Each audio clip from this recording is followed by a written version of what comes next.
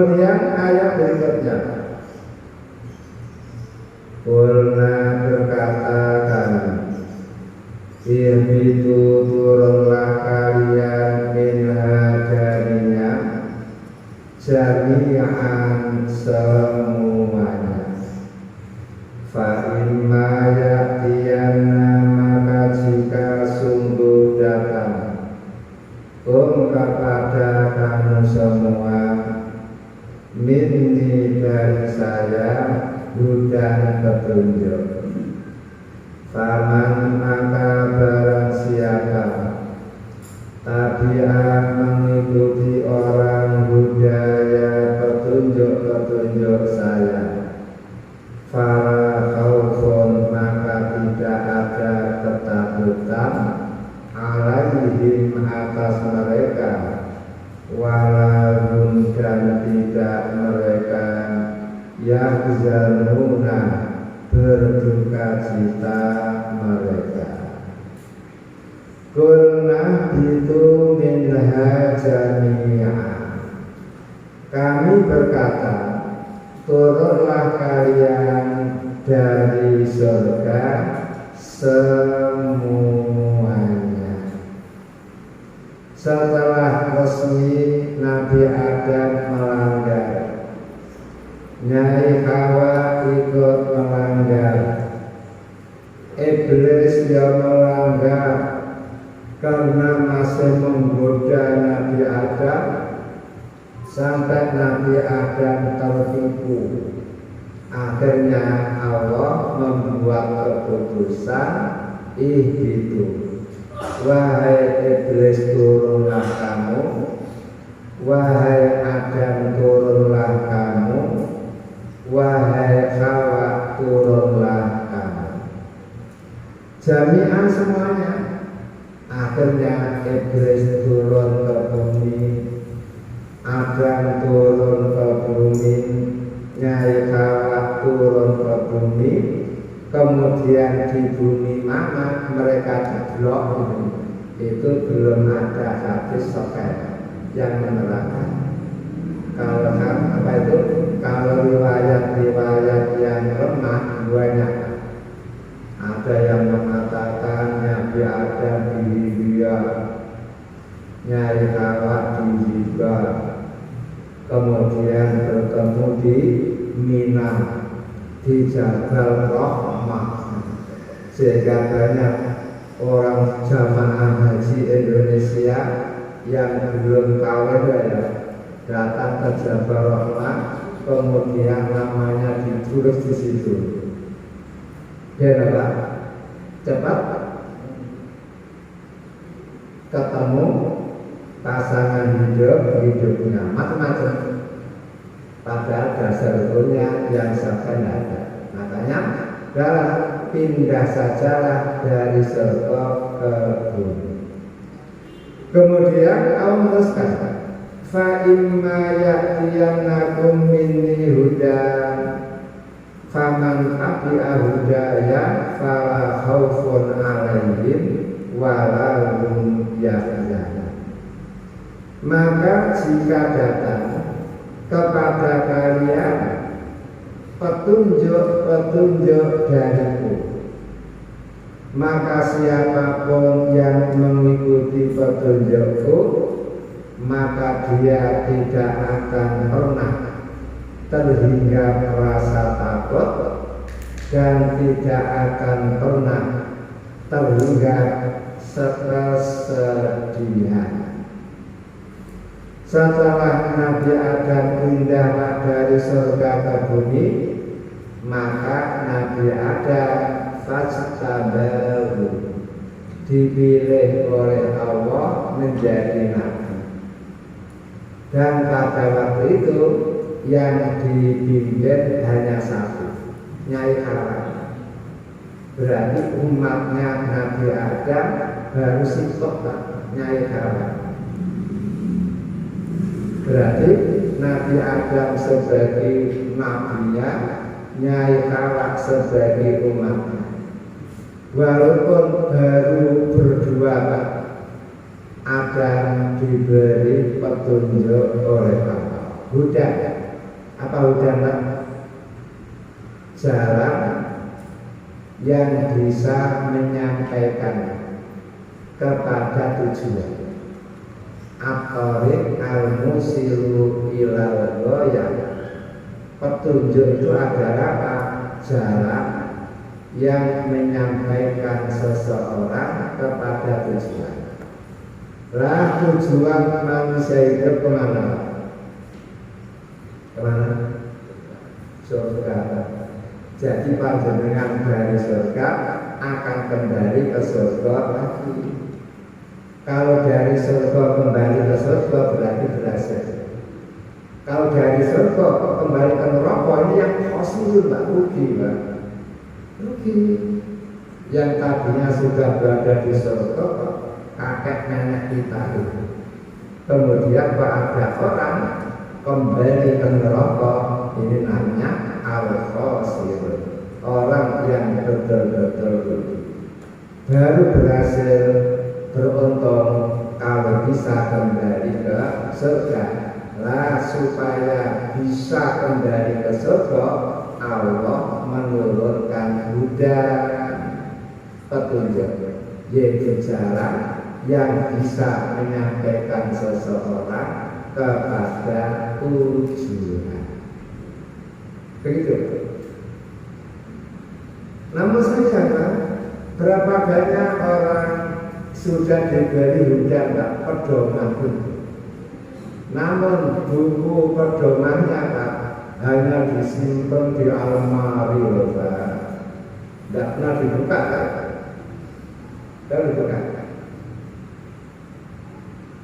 Sehingga manusia hidup di dunia itu ada Pak, seperti karyawan baru. Setelah dia melamar jadi pekerja, oleh bosnya diterima. Kemudian setelah hari pertama kali dia masuk, dia langsung menghadap bosnya. Bos, apa pekerjaan saya bos? Kata bosnya adalah masuk ke kamar itu. Di situ lengkap dan di atas meja ada hudan, buku pedoman. Apa yang harus kamu lakukan? Dan di situ lengkap, bayang ada, kulkas ada, makanan ada, minuman dingin ada, TV ada, apa lagi Pak? Laptop ada. Nah, begitu dia masuk, Masya Allah, lihat tempat tidurnya empuk Pak. Langsung dia nyoba kipas angin apa itu? AC-nya dinyalakan. Kemudian tahu kulkas dibuka, ternyata ada buah anggurnya, ada minuman dinginnya, dinikmati Pak. Setelah jam 4 dia harus keluar, kemudian menghadap kepada bos, membuat laporan dari jam 7 sampai jam 4 apa saja yang sudah dikerjakan. Ternyata ketika ditanya oleh bosnya selama mulai jam 7 jam 4 apa saja yang sudah berhasil kamu lakukan, kata dia, apa bos ini? Kamu 8 jam itu apa kerjakan? Ya, saya mencoba tidur, saya mencoba menikmati AC, menikmati laptop, menikmati TV, kemudian ada minuman dingin saya minum, ada berapa sampai jam 4. Bayangkan Pak, tujuan dia di situ itu kan kerja, hanya diberi fasilitas lengkap oleh bosnya, dan kerjanya lebih semangat, lebih api, lebih tenanan ya. Semuanya sudah disiapin, ternyata tugasnya dilupakan, justru yang di apakah dicari itu aja. Nah, sama dengan orang di dunia ini Pak. Kalau ada orang hidup di dunia Pak, kok tidak pernah mengkaji Al-Quran, tidak pernah mengkaji Al-Hadis Pak, persis seperti itu Pak. Sehingga dia tidak mengerti apa tujuan hidup. Dianggapnya tujuan hidup apa Pak? Cari makan, cari minum, rabi, gawe anak, begitu. Gawe memabukan. Itu hanya apa Pak? Sarana pelengkap agar tujuan hidup panjenengan itu betul-betul terlaksana dengan baik. Kemudian apa tujuan hidup panjenengan?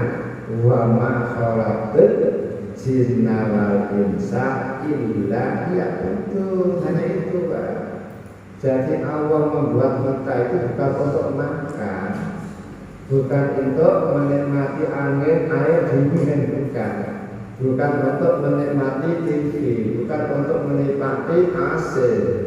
Namun semua itu adalah penunjang sarana agar panjenengan beribadah kepada Allah itu lebih bagus, lebih serius, sehingga dipenuhilah kebutuhan panjenengan oleh Allah. Makanya panjenengan menurut ulama-ulama kita seumur hidup minimal panjenengan itu sudah pernah mengkhatamkan Al-Quran 1 kali. Bukan mau coba, kata apa?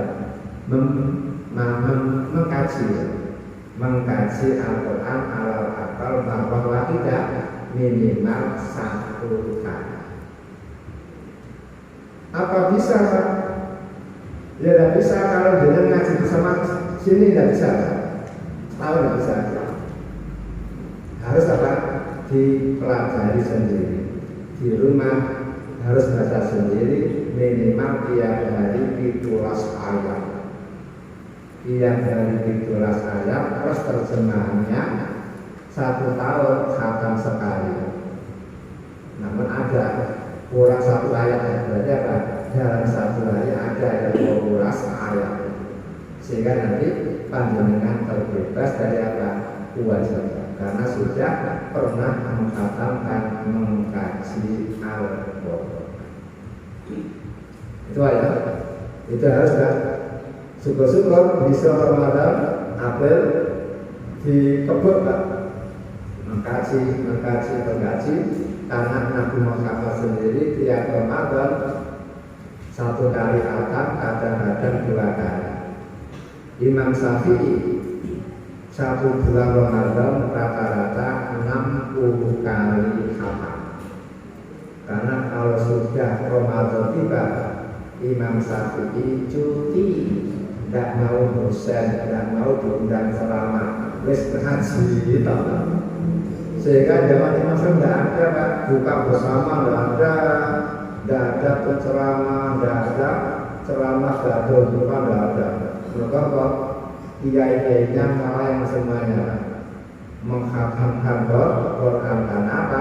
Ramadan adalah syahrul Ramadan alladzi unzila fihil Quran. Al-Quran diturunkan kan di bulan Ramadan. Makanya di bulan Ramadan mereka bersahabat dengan Al-Quran. Sampai Imam Malik ahli fikih ketika Ramadan tidak pernah memegang fikih. Imam Ahmad ahli fikih ketika Ramadan tidak mau mengajar fikih. Yang dipegang hanya Quran saja. Lah mereka orang begitu hebatnya Pak ya. Buku tulisnya, karya tulisnya hingga sekarang masih dipakai oleh masyarakat, masih seperti itu ibadahnya. Lalu bagaimana Pak dengan kita Pak ya? Saya dan jenengan Pak, kalau tidak lebih serius lagi kalah.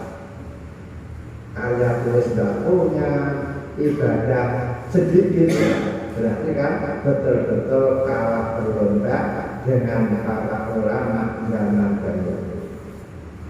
Kemudian diteruskan, faman tabi'a hudaya fala khaufun 'alaihim wa la hum yahzanun.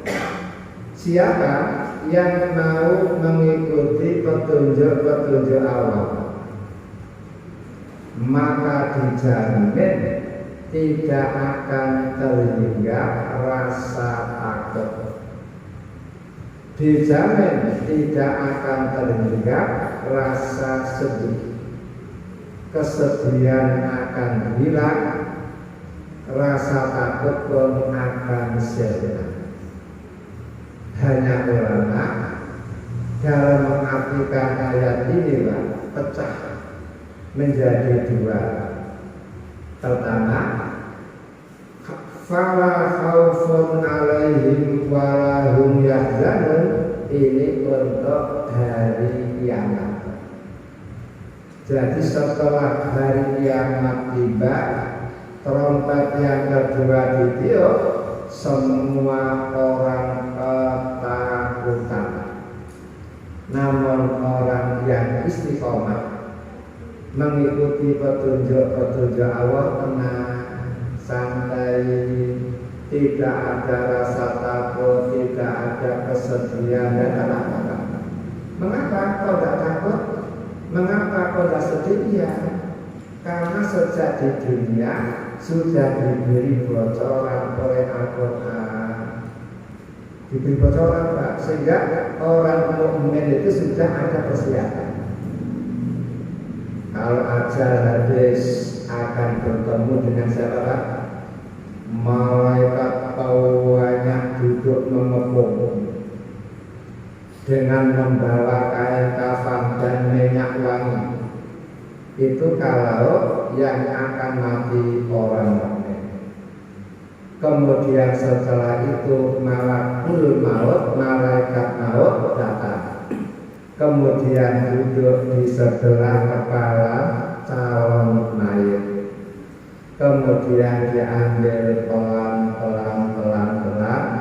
Setelah rohnya bisa, Pak, langsung direbut oleh malaikat tadi, yang duduk sebelum malaikat Israel datang, Pak, direbut oleh, kemudian dikafan.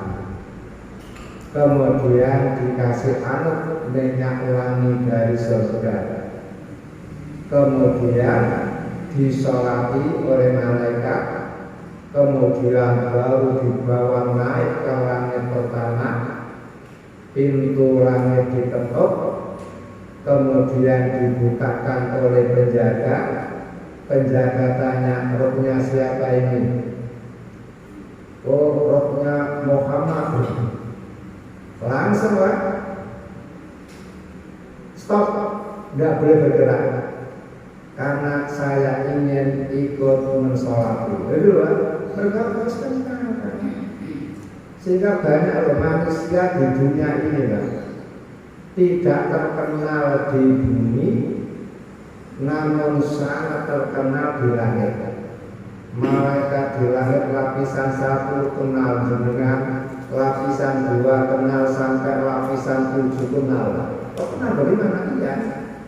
Bukankah Nabi ngomong, setiap ada orang kumpul-kumpul di rumah Allah, di masjid, untuk mengkaji Al-Quran atau mengkaji Al-Hadis, iya, di samping malaikat datang mengepung panjenengan, Allah menurunkan sakinah, Allah menurunkan rahmat. Yang terakhir adalah Allah berbangga kepada panjenengan. Saking bangganya sampai Allah ngomong kepada semua malaikat, malaikat, coba perhatikan di masjid Al-Jihad ada hambaku yang kumpul-kumpul untuk mengkaji firman-firmanku. Akhirnya semua malaikat di lapisan langit, mulai dari langit yang pertama sampai ke-7, nginceng panjenengan semuanya, sehingga mereka kenal dengan nama panjenengan. Makanya kalau ngaji ngantuk, kalau ngantuk nanti malaikatnya kucewo, Allah bangga dengan panjenengan sampai semua malaikat diberitahu, artinya mereka nginceng lah ngantuk. Nah, gara-gara kenal, Pak, begitu rohnya orang mukmin mati, Begitu sampai di langit yang pertama, malaikat yang ada di langit pertama ingin ikut mensolati. Naik lagi ke yang kedua bisa nggak? Sampai ke hadapan Allah. Setelah sampai di hadapan Allah, Allah ngomong ke malaikat, urusan dia belum selesai. Dalam turun ke bumi. Akhirnya roh itu dibawa lagi ke malaikat turun ke bumi. Setelah sampai di bumi, langsung jasad mayat yang sudah dikubur itu didudukkan, lalu rohnya dimasukkan lagi ke bulan. Pada saat itu luas satu komru, kuburan dia diluaskan oleh malaikat. Kalau dia orang Islam diluaskan setelah diluaskan munawwar, diberi sinar cahaya sehingga enak, tenang, enak. Nah setelah itu baru profesor yang menguji dewan penguji siapa? Malaikat Munkar Nakir teko kan pengujinya. Setelah diuji ternyata dinyatakan lulus, nah inilah baru rohnya itu dibawa kemana? Fil illiyin, dikumpulkan di tempat illiyin, tempat yang paling tinggi yang ada di sisi Allah Ta'ala. Dan ingat, setiap ada roh baru datang, teman-teman yang ada di sana apa roh? Takut. Kabarnya tahu keluargaku. Keluarga sampean loro serius mati. Kok kamu lagi nih? Berarti apa? Calon merokok. Berarti apa? Disijin. Pokoknya kalau tidak kumpul di Iliyin, berarti apa? Tempatnya disijin. Iliyin calon swarga, sijin calon merokok. Hanya itulah yang ditanyakan oleh roh-roh bapak kita. Setiap ada keluarga yang besar, kabarnya keluarga pun, ponaan jenengan berwafat, kemudian ini sudah wafat, berarti kok tidak ada otomatis di sisi. Makanya hanya itu, sehingga tidak ada istilah roh gentayangan, tidak ada. Yang ada apa?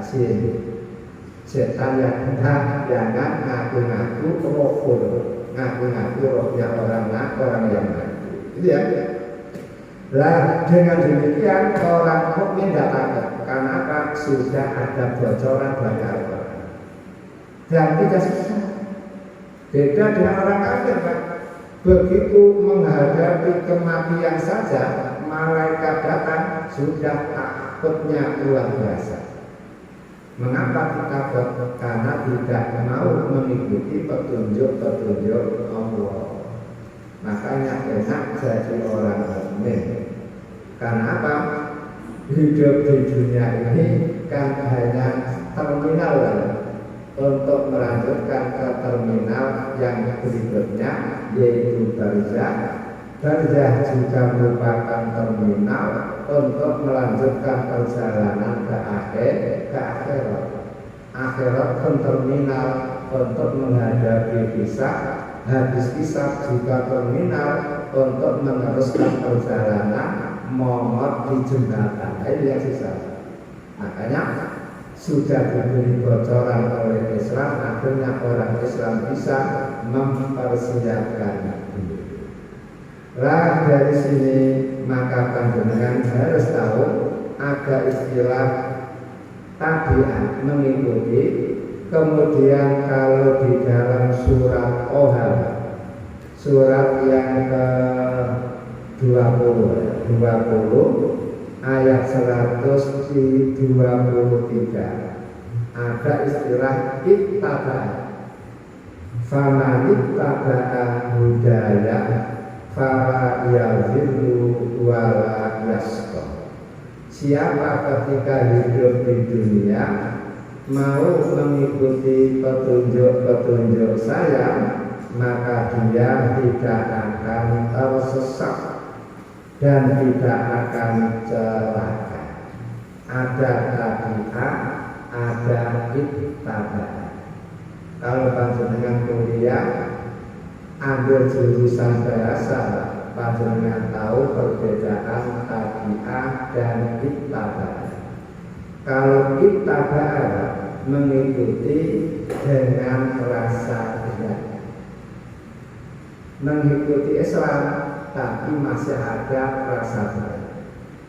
Orang yang mengikuti petunjuk-petunjuk Allah dengan ada perasaan abad itu tetap masih beruntung. Apa untungnya? Pertama, la yadhibu, dia sudah tidak akan sesat. Yang kedua, wala yasqa, dia tidak akan celaka. Mesti suatu. Hanya tetap rasa takut ada, was-was. Biye. Karena apa? Karena ikutnya itu masih apa? Ada rasa berat. Tidak 100%. Beda dengan tabiat. Kalau tabiat apa? Mengikuti petunjuk dengan senang hati. Kayak apa? Tidak ada paksaan. Sama dengan panjenengan. Panjenengan dia jam 3 bangun. Padahal bangun senang ini kan. Jangan sengaja kan. Udah dengan santri ya.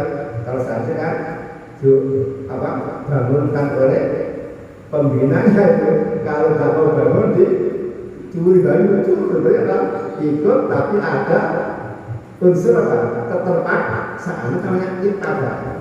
Kalau jadi kan tidak ada yang bangunkan bangun sendiri lalu sholat kan beda sunnah. Nah, kalau panjenengan kok mengikuti dengan senang hati, 4.